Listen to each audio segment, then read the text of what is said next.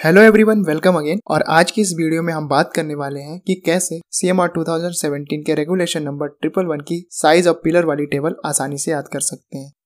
तो सबसे पहले मैं निमोनिक के बारे में बताना चाहता हूँ। आई थिंक मैक्सिमम लोग इस टेक्निक के बारे में जानते होंगे, बट जो लोग नहीं जानते उनके लिए मैं बता दूं कि निमोनिक बेसिकली एक लर्निंग टेक्निक है जिसका यूज करके आप कठिन से कठिन चीजें जो अक्सर याद करने के बाद भूल जाती हैं, उसे बिना भूले निमोनिक की हेल्प से आप अपने माइंड में परमानेंट स्टोर कर सकते हैं।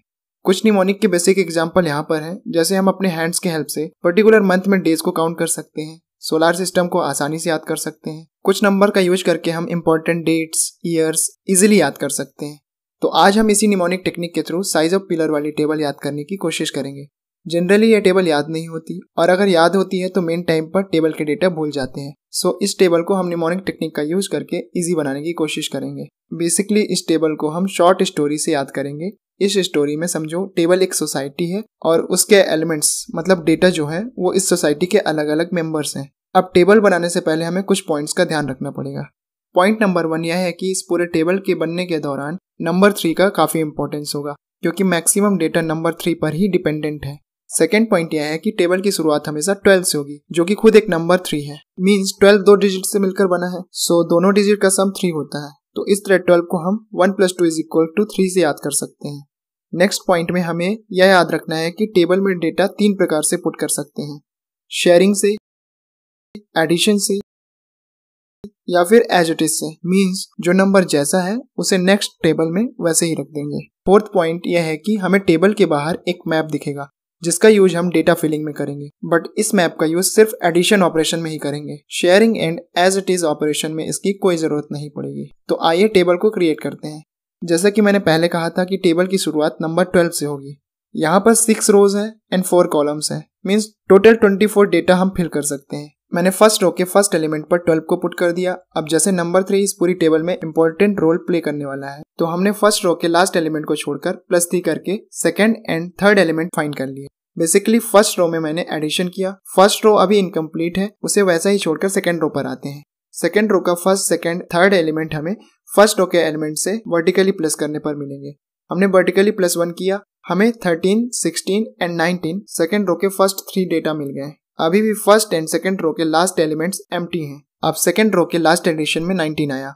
यहाँ 19 एक लिबरल व्यक्ति है, एक तरह से आदर्श व्यक्ति कह सकते हैं। अब यह डायगोनली शेयरिंग करके फर्स्ट रो को सेम आइडेंटिटी दे दिया। मींस फर्स्ट रो का लास्ट एलिमेंट 19 हो गया, बट इन सब के बीच में सेकंड रो का लास्ट एलिमेंट नाराज हो गया। उसने कहा, भाई 19 रहते हमारे बगल में हो और शेयरिंग ऊपर वाले व्यक्ति से करते हो। 19 ने काफी सोचा, और 19 है ही लिबरल, बट उसने ऑलरेडी शेयरिंग कर चुका था, सो अपना आइडेंटिकल एलिमेंट अब नहीं दे सकता था। सो उसने सोचा क्यों ना हम दोनों 19 मिलकर इसे +1 शेयरिंग दे दे, और दोनों ने +1 शेयरिंग यानी +2 एडिशन सेकेंड रो के लास्ट एलिमेंट को दे दिए। अब हमें पता है 19 + 2 = 21 होता है, इसलिए लास्ट एलिमेंट 21 हो गया। और इस तरह first row and second row दोनों कंप्लीट हो गई। एक बार रिकॉल करते हैं, टेबल की शुरुआत 12 से होगी, जो कि खुद एक 3 है, इसलिए लास्ट एलिमेंट को छोड़कर मैंने सारे एलिमेंट +3 करके पुट कर दिए। इसके सेकंड रो के लास्ट एलिमेंट को छोड़कर मैंने बाकी एलिमेंट +1 करके पा लिए। अब फर्स्ट रो का लास्ट एलिमेंट 19 की शेयरिंग से मिल गया, बट लास्ट एलिमेंट अभी भी खाली था, तो दोनों 19 ने +1 की शेयरिंग यानी टोटल +2 की शेयरिंग की, और लास्ट एलिमेंट 19 + 2 21 हो गया। अब हम थर्ड रो में एंटर करते हैं। अब प्रॉब्लम यहाँ ये अराइज होती है कि थर्ड रो का फर्स्ट एंड सेकंड एलिमेंट क्या होंगे। अब अपना 19 है ही उधार, शेयरिंग उसने स्टार्ट कर दी थी, तो सॉल्यूशन भी उसे ही पता लगाना था। फाइनली 19 ने कंक्लूजन निकाला कि क्यों ना थर्ड रो के एलिमेंट के साथ भी शेयरिंग कर ले, पर जैसा मैंने पहले भी कहा था कि शेयरिंग डायगोनली होगी, सो 19 थर्ड रो में फर्स्ट एलिमेंट नहीं बन सकता, उसे सेकंड एलिमेंट बनना पड़ेगा। अब 19 के बगल में 16 एंड 21 है।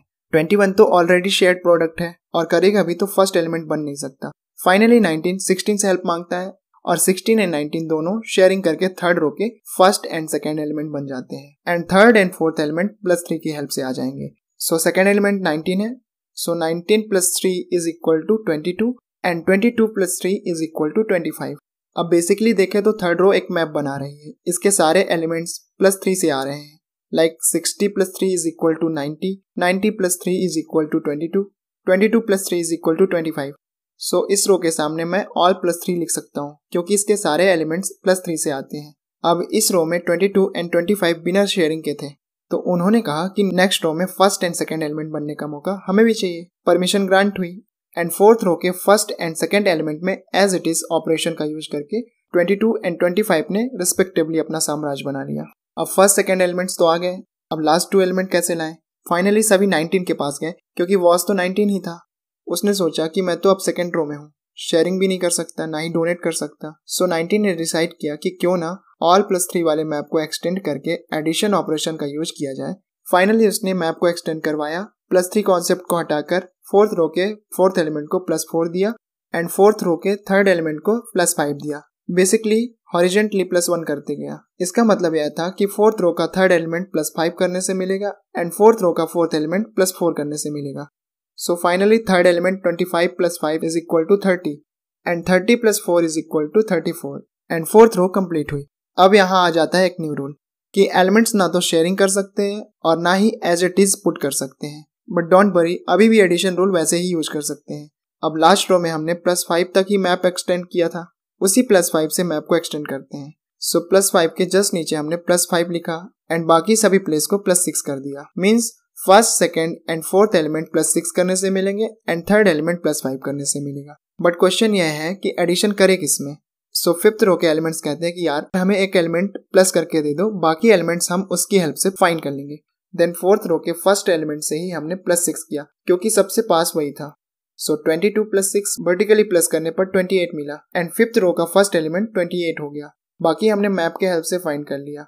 सो second element 28 + 6 is equal to 34, 34 + 5 is equal to 39 and 39 + 6 is equal to 45 से ऑल एलिमेंट्स फाइंड कर लिए एंड फिफ्थ रो भी कंप्लीट हो गई। अब आती है लास्ट रो। नियम एक ही बचा है, एडिशन, और लास्ट रो के सारे एलिमेंट्स all+3 एडिशन रूल से फाइंड होंगे। बट यहाँ पर भी फर्स्ट एलिमेंट की प्रॉब्लम है।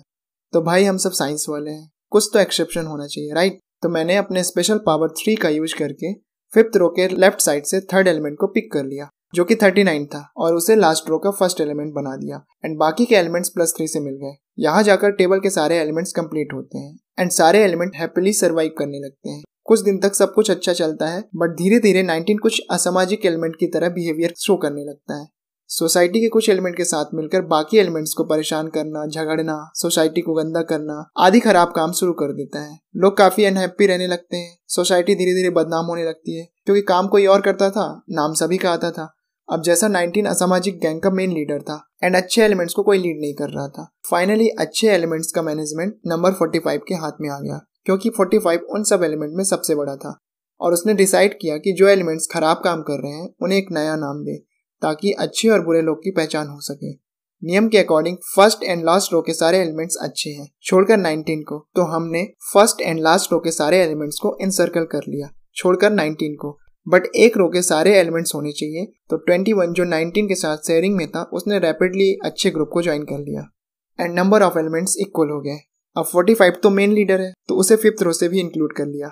फाइनली सभी अच्छे एलिमेंट्स एक बॉक्स के अंदर आ गए और बचे हुए एलिमेंट ही असामाजिक एलिमेंट्स थे। नियम के अनुसार उन्हें एक अलग पहचान देनी थी, तो इसलिए सभी एलिमेंट के लास्ट में हमने 0.5 लगा दिया। अब सभी अच्छे और बुरे लोग अलग हो गए एंड फाइनली टेबल के अंदर के एलिमेंट CMR 2017 के रेगुलेशन नंबर 111 के अकॉर्डिंग एडजस्ट हो गए। पर इस टेबल के हिसाब से क्या हम कुछ बता सकते हैं? आंसर है नो। तो अब हमें जरूरत पड़ती है 2 फैक्टर्स की, जिसके अकॉर्डिंग पिलर का साइज डिसाइड होता है। First, depth of the seam and second, width of the galleries. As I said before, 3 का इंपॉर्टेंस इस टेबल पर ज्यादा है। अब टेबल के फर्स्ट रो के ऊपर हम 3 लिखते हैं। अब इस 3 के पास 0 लिख दूं तो दोनों डिजिट को प्लस करने पर कुछ फर्क पड़ेगा क्या? No, because 3 + 0 is equal to 3। अब यह नंबर 30 बन गया। अब इस 30 को +6 करते चलना है। So next will be 36, then 36 + 6 42, 42 + 6 48। अब नेक्स्ट स्टेप में सभी के आगे लेस देन लगाना है। इसके बाद दोनों डिजिट्स के बीच में पॉइंट लगा देना है। फाइनली यह horizontal line width of the gallery को रिप्रेजेंट कर रही है। अब बात आती है डेप्थ की। हमें पता है कि 30 को मल्टीप्लाई अगर 1 से करते हैं तो 30 होता है, और हमने 30 × 1 इज इक्वल टू 30 को विड्थ के साइड लिखा, जो कि बाद में 3.0 बन गया। सो डेप्थ के साइड हम 30 तो नहीं ले सकते। अब हम 30 को 2 से मल्टीप्लाई करेंगे। So 30 × 2 will be 60। So first row में जो डेप्थ होगा उसका इंटरवल 0 से 60 होगा। अब हमें पता है कि नेक्स्ट इंटरवल 60 से स्टार्ट होगा। अब मैंने 60 + 30 × 1 किया, जो कि 90 देता है। सो सेकेंड इंटरवल 60 to 90 होगा। नेक्स्ट मैंने 90 प्लस 30 इंटू 2 किया, 30 इंटू 2 60 हो गया और 60 प्लस 90 150 हो गया। सो थर्ड इंटरवल 90 टू 150 होगा। नेक्स्ट 150 प्लस 30 इंटू 3, 30 इंटू 3 90 हो गया, 90 plus 150 240। So fourth interval will be 150 to 240। नेक्स्ट 240 plus 30 into 4, so 30 into 4 120, 120 plus 240 360। So fifth interval 240 to 360 होगा and final interval 360 to beyond होगा। सो बेसिकली डेप्थ वाली table पूरी 30 के multiples पे डिपेंडेंट है। फाइनली टेबल पूरी कंप्लीट हो गई। इस टेबल पर सारी डायमेंशन मीटर में है एंड सारे एलिमेंट्स पिलर की size centre to centre represent कर रहे हैं। Centre to centre and corner to corner में काफी डिफरेंस है। मुझे इस टेबल को बनाने में इतना टाइम इसलिए लग गया क्योंकि मुझे सारे स्टेप्स प्रिसाइजली समझाने थे। इसकी प्रैक्टिस अगर आप 3 से 4 बार भी करेंगे तो table with in a minute create हो जाएगी। अब कुछ इससे रिलेटेड क्वेश्चन सॉल्व कर लेते हैं। The question is, for what depth of coal seam from surface the distance between centre of adjacent pillar shall not be less than 45 metre for a gallery width of maximum 4.8 metre. इस question में हमसे depth interval पूछा है। Pillar की size corner to corner 45 metre से कम नहीं होनी चाहिए एंड गैलरी की विड्थ जो है वो मैक्सिमम 4.8 मीटर तक रहनी चाहिए। हमें सबसे पहले साइज ऑफ पिलर टेबल में गैलरी साइज पर मैक्सिमम 4.8 मीटर गैलरी साइज वाला कॉलम ढूंढना है। यहाँ पर सबसे लास्ट कॉलम मैक्सिमम 4.8 मीटर का है। अब इस कॉलम में 45 सेंटर टू सेंटर साइज को ढूंढना है एंड फिफ्थ रो में हमें 45 मिलता है। मीन्स की depth of interval 240 to 360 metre सही आंसर है। यहाँ डी ऑप्शन सही होगा। आई थिंक यहाँ पर ऑप्शन में 340 की जगह 360 होनी चाहिए, बट फिर भी डी ऑप्शन करेक्ट है। नेक्स्ट क्वेश्चन देखते हैं। What is the minimum size of coal pillar when the depth of coal seam from surface remains between 240 to 360 meter and gallery width does not exceed 3 meter? यहाँ पर हमें कोल pillar का size पूछा है। Information में हमें डेप्थ का interval 240 से 360 मीटर दिया है और साथ ही गैलरी की विड्थ 3 मीटर मैक्सिमम है। तो अगेन टेबल में हम विड्थ ऑफ द गैलरी देखते हैं। इसमें मैक्सिमम 3 मीटर की गैलरी फर्स्ट कॉलम में शो हो रही है। नाउ हमें डेप्थ का इंटरवल भी पता है, सो डेप्थ कॉलम में 240 टू 360 मीटर इंटरवल ढूंढना है जो कि फिफ्थ रो में है। सो यहाँ पर पिलर ऑफ साइज 28.5 मीटर है। So B will be the correct answer. अब एक क्वेश्चन आपके लिए जिसका आंसर आप कमेंट बॉक्स पर बता सकते हैं। So that's all about today. I hope आपको समझ आया हो। अगर अभी भी नहीं आया तो प्लीज एक बार फिर से देखें, मे भी समझ आ जाए। इन फ्यूचर अगर इसी तरह की निमोनिक बेस्ड वीडियो चाहते हैं देन प्लीज कमेंट बॉक्स में बताएं कि आप किस टॉपिक पर वीडियो चाहते हैं। I am happy to help. Thank you.